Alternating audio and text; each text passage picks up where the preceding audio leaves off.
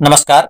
मैं doctor DP Verma आपका मेरे YouTube चैनल शब्द वाटिका पर स्वागत करता हूं। मित्रों, कहानी वाचन की श्रृंखला में आज मैं अंतिम बयान कहानी का वाचन करने जा रहा हूं। प्रस्तुत कहानी दलित साहित्य में विशेष स्थान रखती है। इस कहानी के लेखक हैं डॉक्टर कुसुम वियोगी। बिना वक्त जाया किए पढ़ते हैं यह कहानी।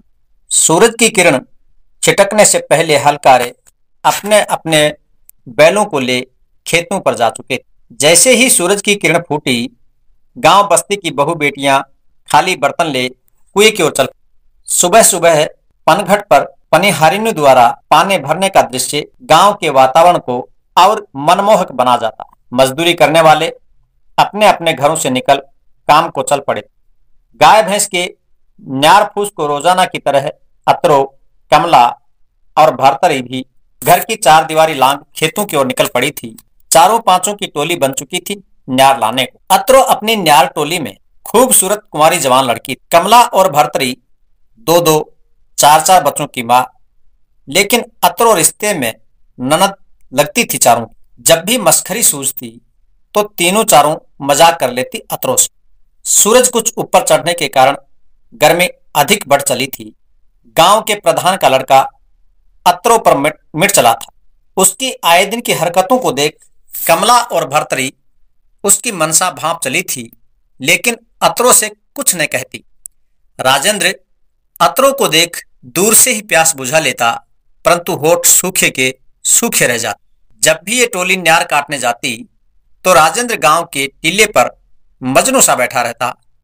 रास्ते में जो पड़ता था और पास ही उसके खेत क्या राजेंद्र के बाप के थे। छोटी मोटी रकम की ऊनी दूनी ब्याज लेकर और न देने पर बेनामा प्रधान अपने नाम करा ले। जैसे ही न्यार टोली टीले की तरफ से गुजरती तो राजेंद्र कहता, अरे भाभी, आज बड़ी देर कर दी। गांव की प्रथा ही कुछ अलग। गरीब की लुगाई गांव भर की भोजाई तो लगती। 60 साल बूढ़ा भी 20 साल की औरत को भाभी कहने से न शर्मा, परंतु 20 साल औरत के दिल में आग सी जरूर लग जाती। किसमें साहस जो विरोध के सवर उठा पाता। राजेंद्र गांव के प्रधान का इकलौता बेटा, भला हो भुल्लन चमार का, जो 20 साल बाद प्रधान की घरवाली की कोख हरी भरी हो गई, वरना तो बांझ कहलाने के डर से घर से बाहर ही न निकलती। राजेंद्र चरा चरा कर बिजार सा छुट्टा छोड़ रखा था प्रधान ने, लेकिन बुद्धन की लोंडिया अतरो को दिल दे बैठा। अतरो को देखकर वह कटे पंख के पखेरु सा फड़फड़ा उठता। प्रतिदिन की तरह तीनों आज भी न्यार काटने खेत पे गई तो राजेंद्र से न रहा गया। जैसे ही वह उसके खेत के पास से गुजरी तो राजेंद्र ने कह ही दिया, अरे भाभी, न्यार आज मेरे खेत से नहीं काटेगी क्या? भाभी भरतरी को जो कहता था प्रधान का लोंडा।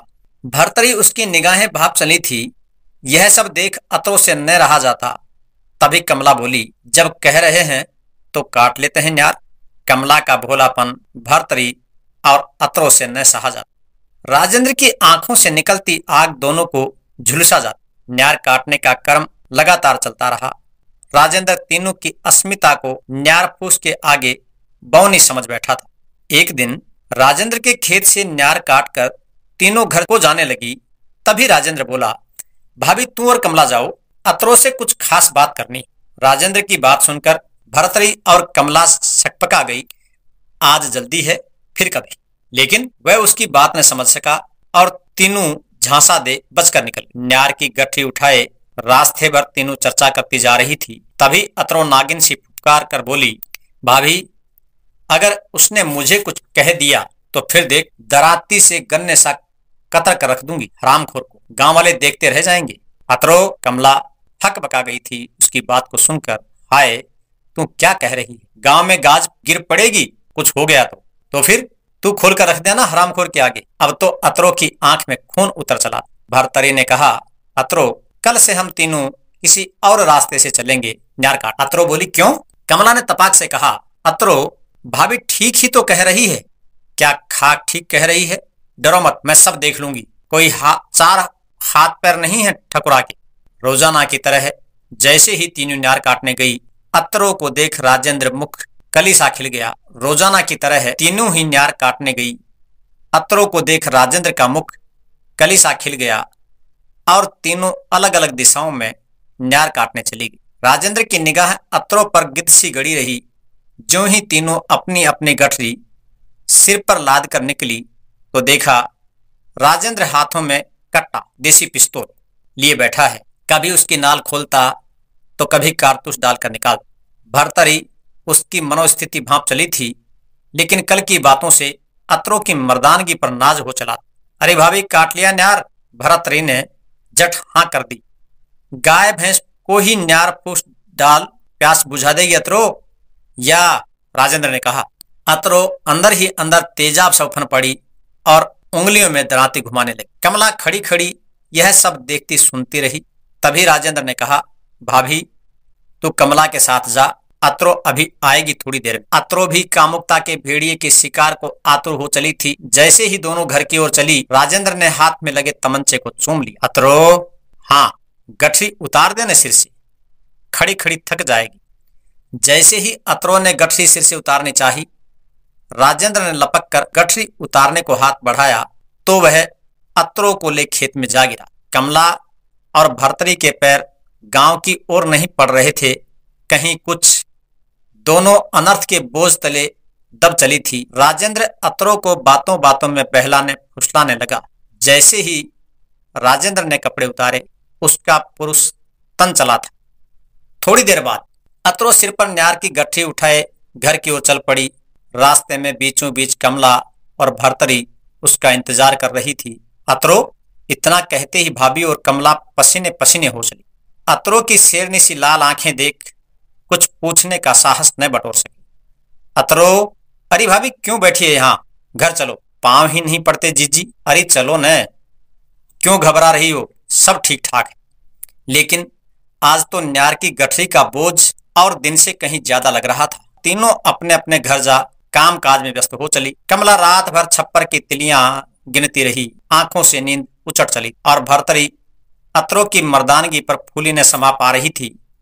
फिर भी दोनों के संबंधों को लेकर हाँ ना के हिंडोले में रात भर झूलती रही। दूसरे दिन भी तीनों क्रमशः न्यार काटने गई, पर कुछ शांत और न्यार काटकर घर वापस आ गई। 2-3 दिन तक राजेंद्र उन्हें रास्ते में नहीं मिला।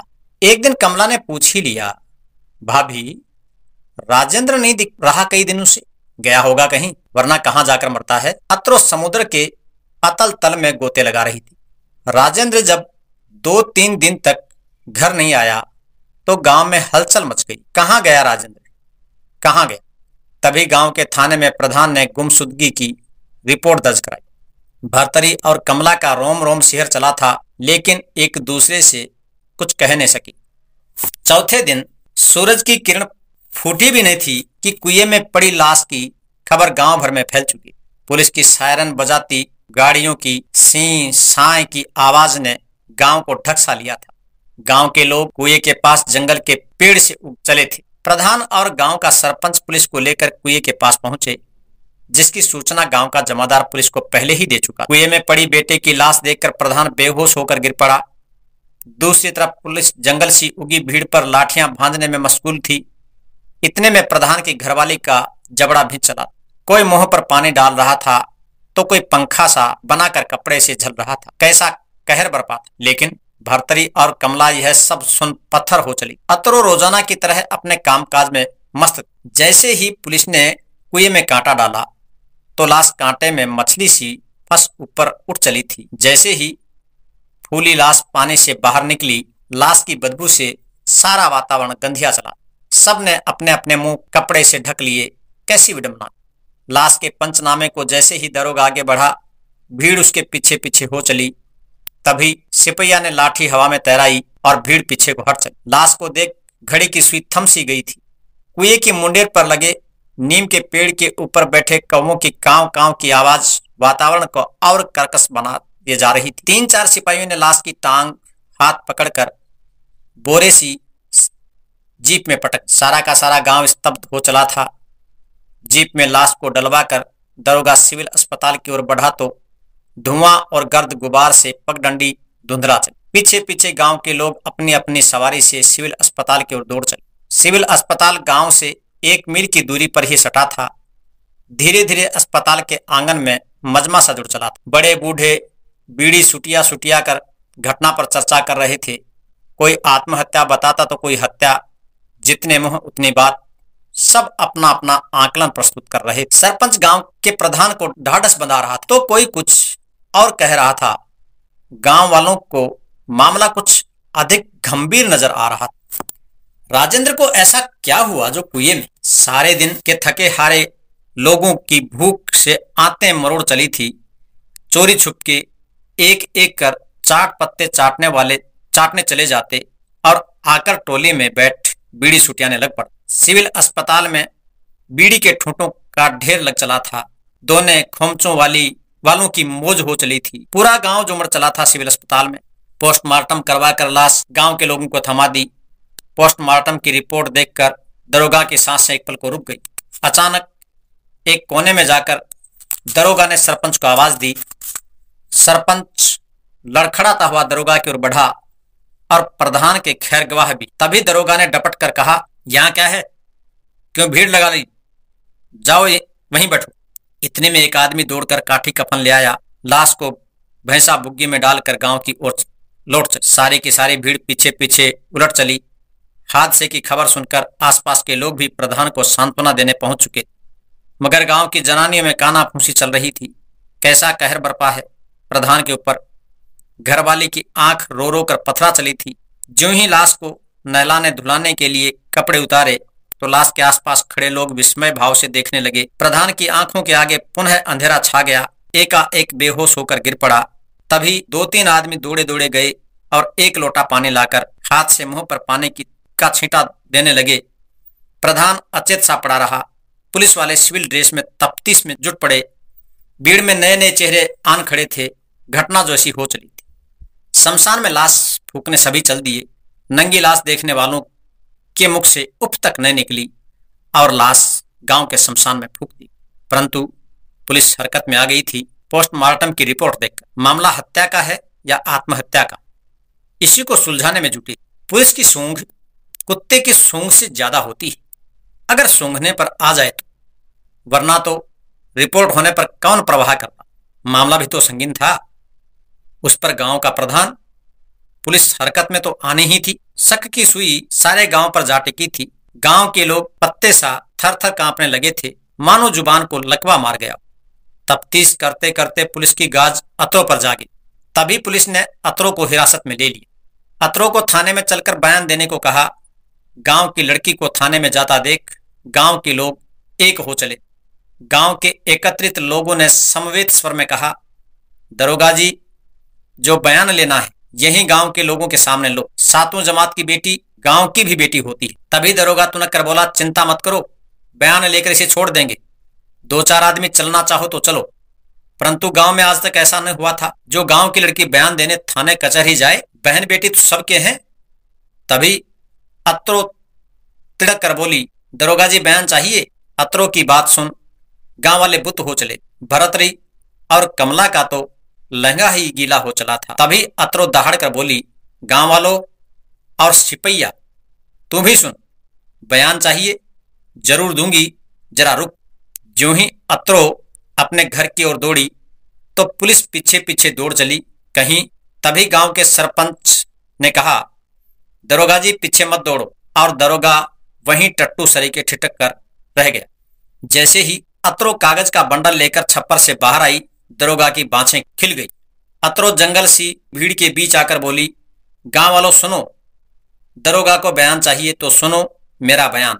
अतरो ने कागज के बंडल में से निकालकर राजेंद्र का कटा हुआ पुरुष तो हवा में लहरा दिया। इसी के साथ यह कहानी संपूर्ण होती है।